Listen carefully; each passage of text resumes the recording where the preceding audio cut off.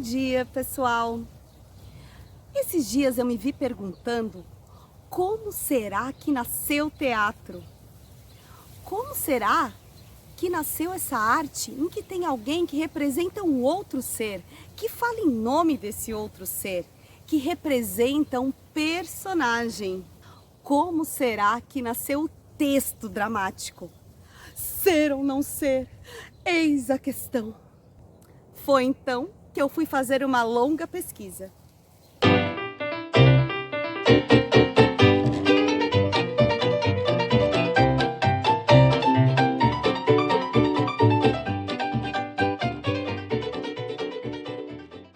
Eu descobri que o teatro está presente na humanidade desde sempre.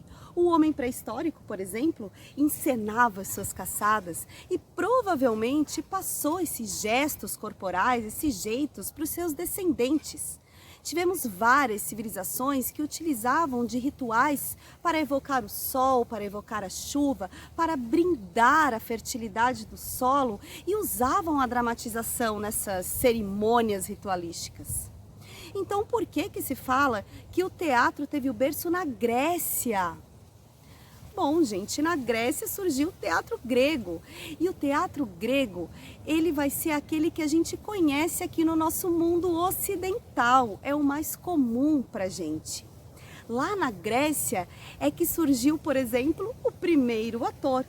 Quando Téspis, durante uma cerimônia para o deus Dionísio, resolve se desprender do coro que falava tudo junto e resolve assumir um papel, um personagem. Então, digamos que o teatro ocidental, aí sim, que a gente conhece, teve essa origem na Grécia. Eu separei um pequeno vídeo que está bem legal do telecurso para que a gente fale um pouquinho da história do teatro. Lá vai! Vamos pensar um pouco. Para fazer teatro, é preciso alguém que represente o papel. Um ator ou atriz que conte uma história. Alguém que assista a isso, o público. E que tudo seja feito ao vivo. Ou seja, o ator, o que conta, e o público, o que acompanha a história. E isso pode acontecer em qualquer lugar. Cadê a paz?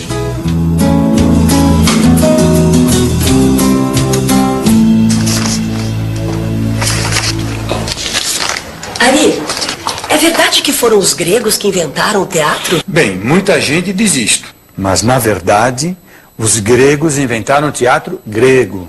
O teatro sempre esteve presente nas representações das mais antigas civilizações, em todos os lugares do planeta, inclusive aqui, na América do Sul. Mas uma coisa é inegável. Os gregos deram contribuições fundamentais para essa arte chamada teatro.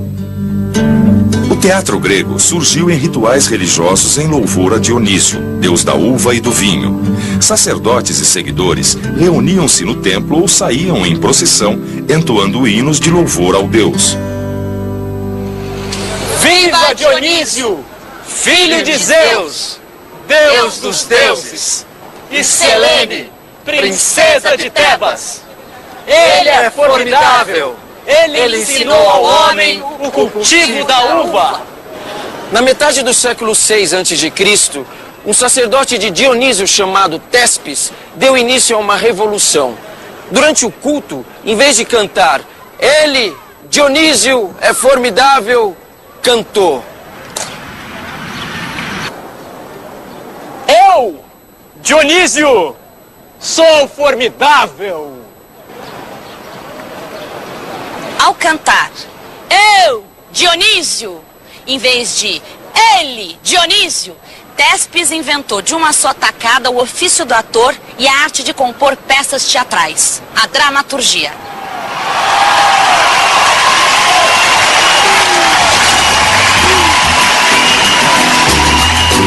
A partir de Téspis, o teatro grego se desenvolveu como forma de expressão artística, atingindo seu auge na Atenas do século V a.C., quando grandes edifícios ao ar livre foram destinados a ele, os teatros. A palavra teatro tem origem grega e significa lugar de onde se vê. Graças à sua arquitetura, todos podiam ver e também ouvir os atores representando. E olha que alguns teatros tinham capacidade para mais de 10 mil pessoas. O teatro tinha uma função social muito importante: proporcionar às pessoas a sensação de pertencimento ao grupo. Hoje, além dos teatros, vários espaços desempenham essa função.